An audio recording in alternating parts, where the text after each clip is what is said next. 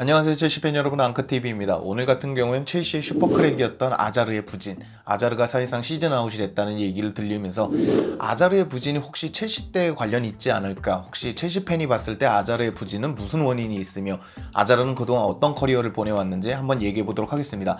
먼저 레알에서의 생활을 보도록 하겠습니다.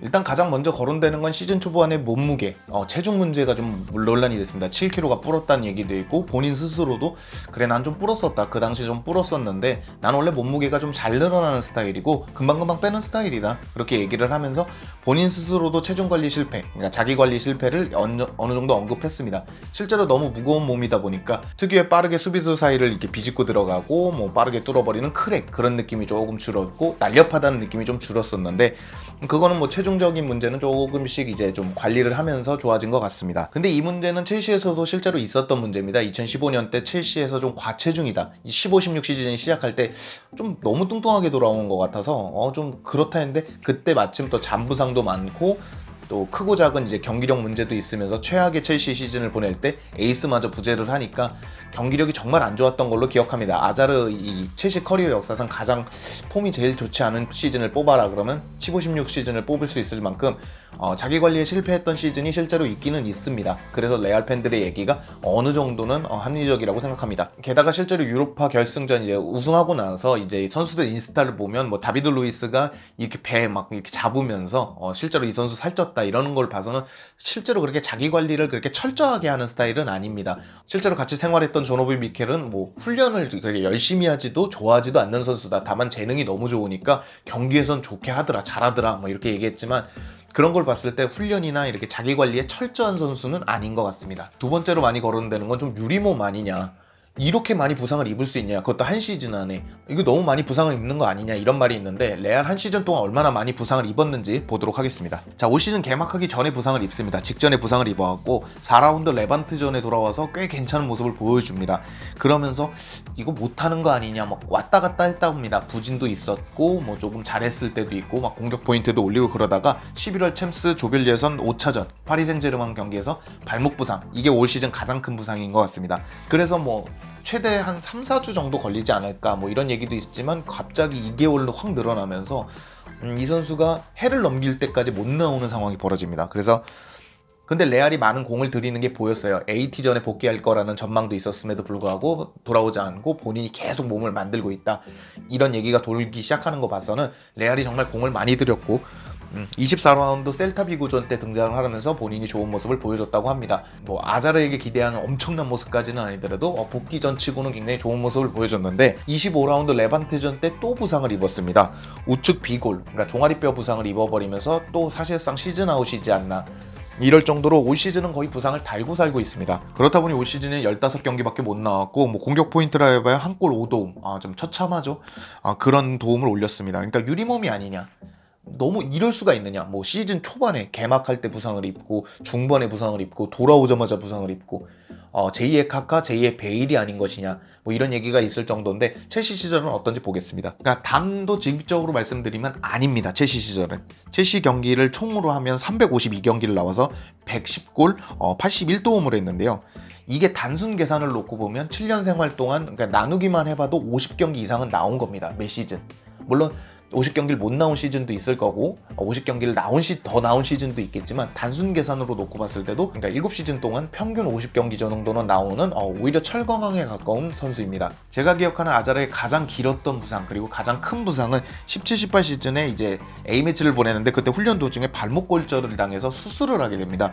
그게 제가 생각했던 가장 큰 부상이고, 지금처럼 무슨 3개월, 4개월 부상이 되는 거 아니냐라는 얘기가 있었지만 복귀를 굉장히 빠르게 했습니다. 생각보다. 폼도 굉장히 빨리 찾았고 기억으로는 8월인가 9월쯤에 돌아올 정도로 빨리 폼을 찾았습니다. 사실 레알 마드리드 팬들이 원하는 건 빨리 돌아오는 게 중요한 게 아니라 빨리 폼을 찾는 건데 17-18 시즌을 다시 말씀드리면 그땐 빨리 돌아오기도 했고 좋은 폼을 보여주기도 했습니다. 12골 4도움, 뭐 득점력에서는 그렇게 커리어 하이까지는 아니었습니다. 공격 포인트가. 그러나 모라타가 11골로 멈춰버리면서 공격진에서 가장 많은 포인트를 올려줬고 그나마 리그 5위를 하는데 견인차 역할, 막판에 지루와 함께 견인차 역할을 하지 않았나, 그렇게 생각이 됩니다. 그러니까 첼시도 보면 간간히 부상은 있었습니다. 15, 16 시즌에는 잔부상과 큰 부상을 조금 달고 사는 수준이었고, 뭐 매 시즌마다 잔간한 부상들은 좀 있었으나 최대 2주에서 뭐 한 달을 넘기는 부상들은 거의 없었고요.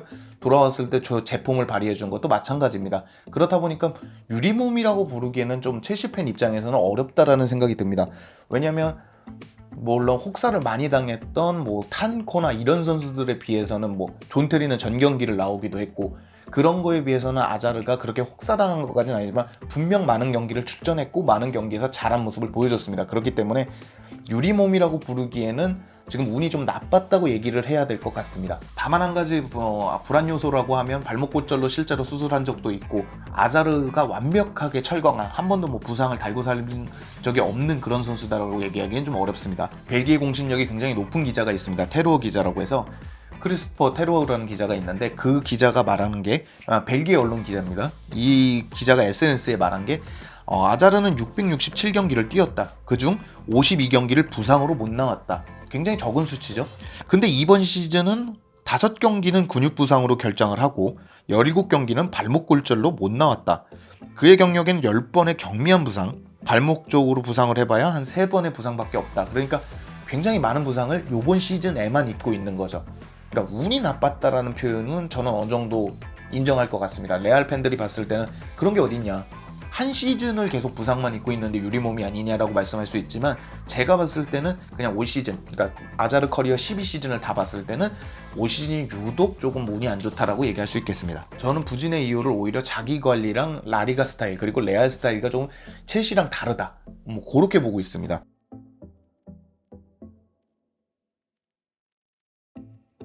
앞서 얘기했던 대로 미켈은 자기 관리를 그렇게 잘하는 선수는 아니다. 훈련을 좋아하지도 열심히 하지도 않는다. 그 얘기는 뭐냐면 이제 자기 관리를 그렇게 잘하는 선수는 아닙니다. 벌크업 문제 얘기도 있었고, 자기 관리 얘기, 몸무게가 뭐 빨리 뚠다 뭐 이런 얘기도 있었고, 15, 16 시즌에는 왜 이렇게 잔부상을 많이 달고 사냐는 얘기도 있었고요. 하지만 근데 이건 주로 경기력으로 커버를 해버리면서 자기 관리 문제는 그렇게 막 대두될 정도는 아니었습니다. 그냥 몇몇 팬들 그리고 몇몇의 아쉬움이었을 뿐이지 아자르의 경기력이나 아자르의 능력을 의심할 정도의 문제는 아니었습니다. 근데 지금 레알의 스타일 그리고 더 나아가 라리가의 스타일이 아자르한테 안 맞는 것이 아닌가. 지단 감독에겐 오히려 해결사, 그러니까 뭐 도우미 역할보다는 해결사 역할이 필요하다고 봅니다. 발베르데도 있고 뭐 크아모도 있고, 여전히 도우미 역할을 해줄 수 있는 선수들은 무궁무진한 게 레알 마드리드인데, 벤제마 부진하고 베일 부진하고 아자르 부진하고 이러다 보니까 해결사 역할을 해줄 호날두 같은 선수가 너무 부족한 것이 아닌가라는 생각을 해봅니다. 진짜 원더골도 정말 많습니다. 아스날 원더골도 있고, 뭐 바로 전 시즌만 봐도 웨스트햄 원더골도 있고, 뭐 원더골이 굉장히 많은 선수긴 하지만 그렇다고 호날두처럼 매 경기 득점을 기대할 수 있는 선수는 아닙니다. 그렇다 보니까 호날두를 대체하는 역할로 갔다면, 뭐 똑같은 7번이니까 호날두를 대체하러 갔다 그러면 아자르는 시작부터 잘못됐다라고 얘기 드릴 수 있을 것 같습니다. 그리고 라리가 수비와, 물론 라리가의 스타일과 EPL 스타일은 당연히 다를 수밖에 없습니다. 리그가 다르니까. 그렇지만 아자르가 아무래도 EPL 스타일에 좀 더 오랜 기간 뛰어서 적응을 잘한 것이 아닌가. 그러다 보니까 라리가 스타일에 맞추기가 아직까진 뭐 부상 때문에 시즌을 제대로 나와보지도 못했기 때문에 버거워하는 것이 아닌가라는 아쉬움도 있습니다. 오늘은 여기까지 알아봤는데요. 전체적으로 첼시의 에이스이자 첼시의 한 시즌을 풍미했던 아자르가 레알을 가서 자기의 드림팀으로 가서 좀 부진한다는 건 굉장히 아쉬운 것 같습니다. 우스갯소리이긴 하지만 첼시 팬들이 700억 줄 테니까 다시 와라 뭐 이렇게 뭐 약간 비아냥 섞인 말까지 벌어지는 거 봐서는 굉장히 안타까운 것 같습니다. 굉장히 좋아했던 선수고 아꼈던 선수다 보니까 좀 안타까운 것 같습니다. 오늘 영상은 여기까지고요. 즐겁거나 유익하셨다면 구독과 좋아요도 꼭 좀 부탁드립니다. 감사합니다.